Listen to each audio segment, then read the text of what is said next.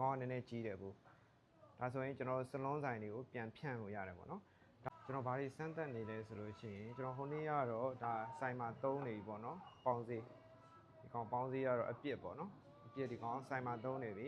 အဲ့တော့ဒီနေ့ကဘာစမ်းသပ်တာလဲဆိုလို့ရှိရင်ကျွန်တော်ဆိုင်မှာသုံးဖို့အတွက်တော့ရပြီဒါပေမဲ့ကျွန်တော်ဧည့်သည်ကိုရောင်းပေးဖို့အတွက်ပေါင်းစေးပေါ့နော်အခုအတွက်လည်းကျန်းရမယ် quality လည်းကောင်းရမယ်ပြီးတဲ့ခါကျရင်ဧည့်သည်လည်းကြိုက်ရမယ်ပေါ့နော်အဲ့အတွက်ကိုကျွန်တော်စမ်းသပ်နေတာအခုဒီမှာကြည့်မယ်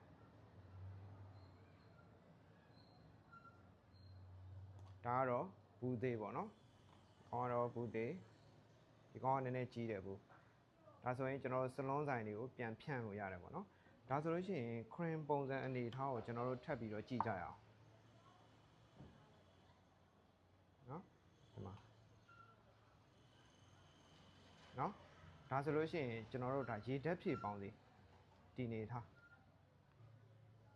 နော်အဲ့တော့ဒီအနေထားဆိုလို့ရှိရင်ဒါကျွန်တော်တို့ရေဓာတ်ဖြည့်ပေါင်းစီ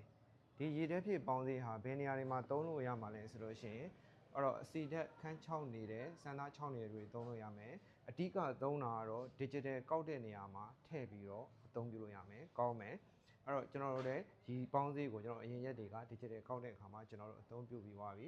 ကောင်းတယ်လို့ရရကြီးအာမခံပါတယ်အဲ့တော့ဒီပေါင်းစည်းလုံနည်းတွေဒီ serum လုံနည်းတွေ hair wash လုံနည်းတွေရှမ်ပူအမျိုးမျိုးလုံနည်းတွေကိုကျွန်တော်ကဒီမန္တလေး Holy Hotel မှာဒီလ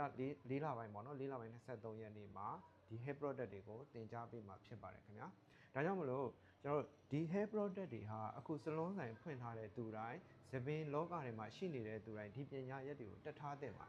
အဲ့တော့ကျွန်တော်တို့ဘာကြောင့်တက်ထားနေလဲဘာကြောင့်တက်ထားနေလဲခဏခဏပြောရတာလဲဆိုလို့ရှိရင်ဥပမာအခုလိုဈေးတွေဝယ်ရတဲ့ခင်မှာ product တွေရှားပါတဲ့ခင်မှာအရန်ဈေးကြီးပေးဝယ်နေရတဲ့ခင်မှာဥပမာဒီပေါင်းဈေးတကူဆိုလို့ရှိရင်အပြင်မှာဝယ်ရင်3-4 000 5,000ပေးရမယ်ဆိုရင်ကိုယ်တိုင်လောက်1000ဝန်းကျင်ပဲရှိတယ်အရင်အနည်းကเนาะဒါပုံမှန်နေပြောပြ